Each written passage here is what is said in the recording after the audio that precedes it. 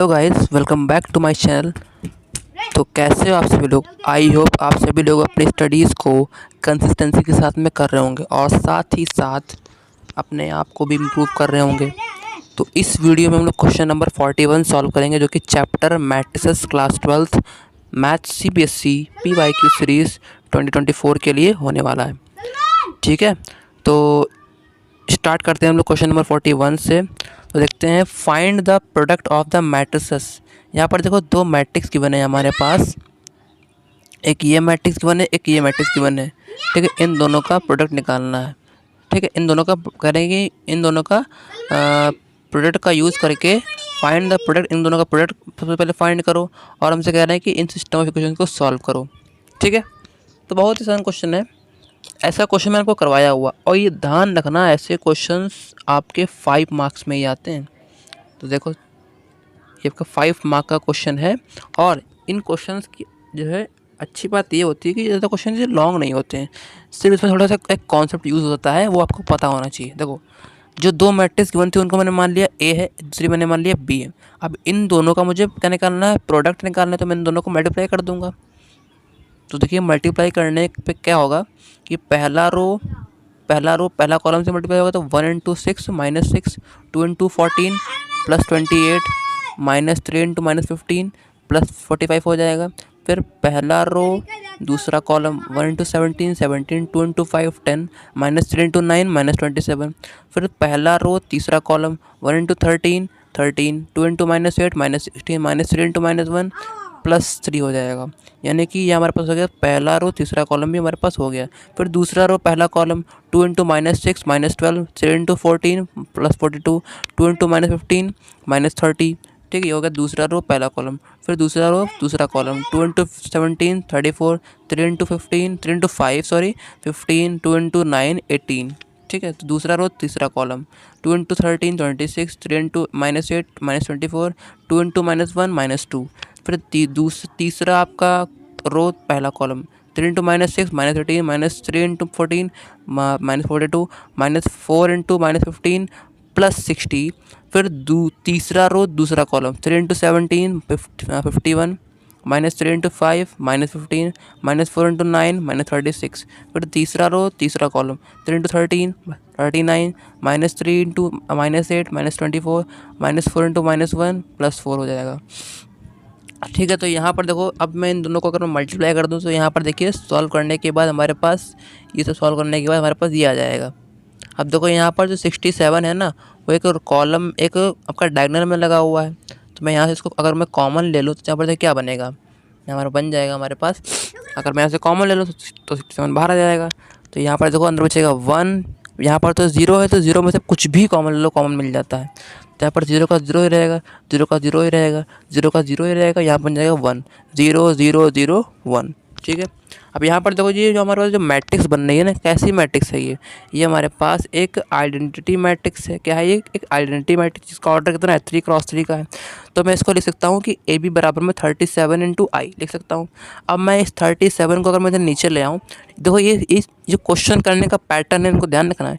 इसी पैटर्न से आपको सारे क्वेश्चन करने हैं, इसी टाइप के, यानी कि ऐसे टाइप के क्वेश्चन आपके इसी मेथड से ही बनते हैं। अब देखो, यहाँ पर A B upon 67 is equal to हो गया आपके पास आई। ठीक है, अब देखो, मैं इसको अगर ऐसे लिखूँ, ए इंटू में 1 अपॉन 67 इंटू में बी इज इक्वल टू आई। अब देखो, हम लोग यहाँ पर एक फॉर्मूला पढ़ा होता है कि अगर मैं ए को अगर मैं उसी के इन्वर्स से मल्टीप्लाई कर दूं तो क्या आता है? आपका आई आ जाता है, यानी कि आइडेंटिटी मैट्रिक्स आ जाता है। ये हम लोगों ने फॉर्मूला पढ़ चुके हैं। अब देखो, अगर मैं इससे कंपेयर करूं तो यहाँ पर देखिए, ए यहाँ पर ए का ए है, ये क्या है यहाँ पर ये ए इन्वर्स मुझे दिख रहा है, आई का आई रहेगा। तो यहाँ पर देखो, जब मैंने इसको कंपेयर किया तो मुझे मिला ए इन्वर्स क्या निकल के आया, 1 अपॉन 67 इंटू में बी। अब देखो, बी हमारे पास क्या है, तो 1 अपॉन 67 इंटू में बी की मैंने यहाँ पर वैल्यू पुट कर दी, तो मेरे यहाँ पर ए इन्वर्स निकल के आ गया, ए इन्वर्स निकल आया, ए इन्वर्स निकल आ गया।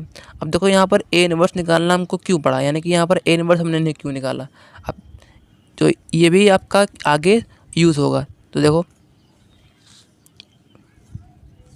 अब जो सिस्टम ऑफ इक्वेशन गिवन थी उनको पकड़ो। यहाँ पर देखो, जो सिस्टम ऑफ इक्वेशन हमारे पास गिवन है, इनको सॉल्व करने के लिए हम यूज़ करेंगे मैट्रिक्स मेथड का। तो यहाँ पर देखो, हम लोग यहाँ पर तीन तीन मैट्रिक्स बनाएंगे। सबसे पहले मैट्रिक्स हमारे पास कौन सी होगी, कोफिशिएंट वाली मैट्रिक्स होगी। दूसरी जो मैट्रिक्स होगी वो कांस्टेंट वाली होगी। तीसरी जो होगी हमारे पास वो वेरिएबल वाली मैट्रिक्स होगी। अब देखो जो पहली मैट्रिक्स जो होगी ना, उसमें हमारे पहले कॉलम में कोफिशिएंट ऑफ एक्स आएंगे, यानी कि 1 2 3 आ गया। फिर दूसरे कॉलम में क्या आएंगे, कोफिशिएंट ऑफ वाई आएंगे विद साइन 2 3 -3, तो 2 3 -3।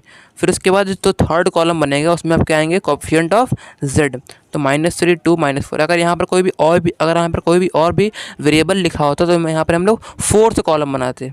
ठीक है, तो यहाँ पर देखो अब क्यू जो है, क्यू वो क्या होती है आपके कांस्टेंट वाली मैट्रिक्स होती है। तो यहाँ पर देखो -4 2 और 11 मैंने एक कॉलम में लगा दिए। फिर जो एक्स जो होगी वो आपके पास वेरिएबल वाली मैट्रिक्स होगी। तो यहाँ पर मैंने जितने वेरिएबल यहाँ पर गिवन थे, एक्स गिवन है, वाई गिवन है और जेड गिवन है, तो मैंने इनको मुझे एक कॉलम में लगा देना है, तो लगा दिए। अब यहाँ पर इसके बाद एक्स वाई जेड कुछ भी अगर इसके आगे पी क्यू आर कोई और भी वेरिएबल होता तो मैं भी इसको नीचे कॉलम में ही लगा देता। ठीक है, अब देखो यहाँ पर मैंने तीनों के तीनों मैट्रिक्स बना लिए। अब यहाँ पर एक चीज़ आप नोटिस कर सकते हो कि जो P है वो A के बराबर आ रहा है। देखो A क्या था हमारे पास, देखो यहाँ पर 1 2 -3 है।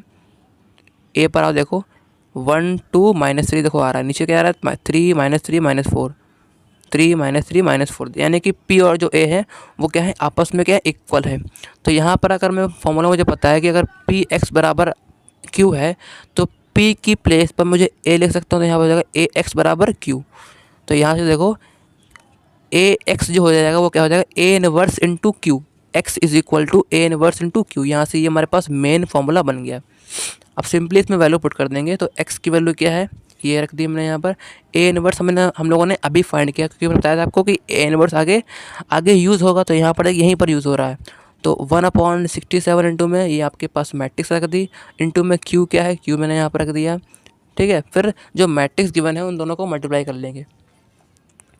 तो पहला रो पहला ही कॉलम इसमें है, तो -6 इंटू -4 24, 17 इंटू 2 34, 13 इंटू 11 143। ठीक है, फिर इसका दूसरा रो पहला कॉलम 14 इंटू -4 -56, 5 इंटू 2 10, -8 इंटू 11 -88। फिर उसके बाद तीसरा रो पहला कॉलम -15 इंटू 4 60, 9 इंटू 2 18, -4 इंटू 11 -11।